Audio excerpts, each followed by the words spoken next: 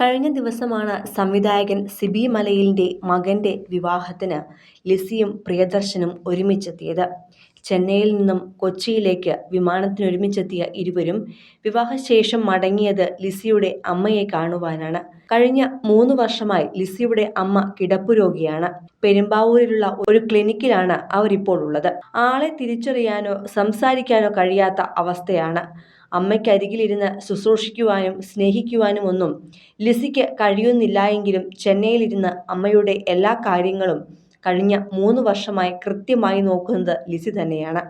ദിവസവും ക്ലിനിക്കിൽ വിളിച്ച് വിവരങ്ങൾ അറിയുകയും അമ്മയുടെ ചെവിയിൽ അവർ ഫോൺ വെച്ച് കൊടുക്കുമ്പോൾ അമ്മ അമ്മ എന്ന് വിളിച്ച് ലിസി സംസാരിക്കുകയും ചെയ്യും. പക്ഷേ അമ്മയ്ക്ക് ലിസിയെ തിരിച്ചറിയാൻ പോലും പറ്റാത്ത അവസ്ഥയാണ്. എല്ലാ 2 ആഴ്ച കൂടുമ്പോഴും ലിസി ചെന്നൈയിൽ നിന്നും രാവിലെ അമ്മയുടെ അരികിലേക്കെത്തും.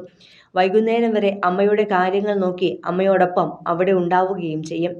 അത്യാധുനിക സൗകര്യങ്ങളുള്ള ക്ലിനിക്കിലാണ് അമ്മയെ കിടത്തിയിരിക്കുന്നത്.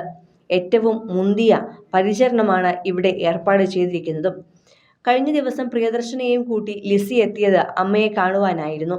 അവിടുത്തെ പരിചരണവും സെറ്റപ്പുമെല്ലാം പ്രിയദർശനും വളരെയേറെ ഇഷ്ടമായിട്ടുണ്ട്. വർഷങ്ങൾക്ക് ശേഷമാണ് പ്രിയദർശൻ ലിസിയുടെ അമ്മയെ കാണുന്നത്. എന്നാൽ അമ്മയ്ക്ക് പ്രിയനെയും തിരിച്ചറിയാൻ കഴിഞ്ഞിട്ടില്ല. ലിസിക്ക് അമ്മയുടെ കാര്യം പറയുമ്പോഴെല്ലാം വലിയ സങ്കടമാണുള്ളത്.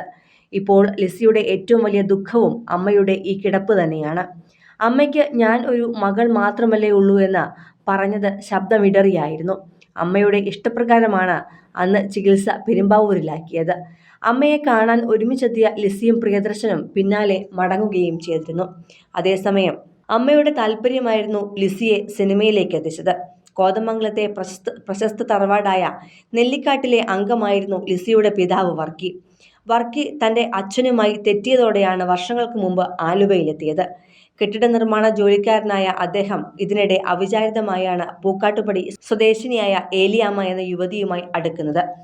വർക്കിയുടെ കൂടെ ജോലി ചെയ്യുവാൻ എത്തിയതായിരുന്നു ഏലിയാമ്മ. ഈ അടുപ്പം പ്രണയത്തിന് വഴിമാറിയത് വളരെ പെട്ടെന്നായിരുന്നു.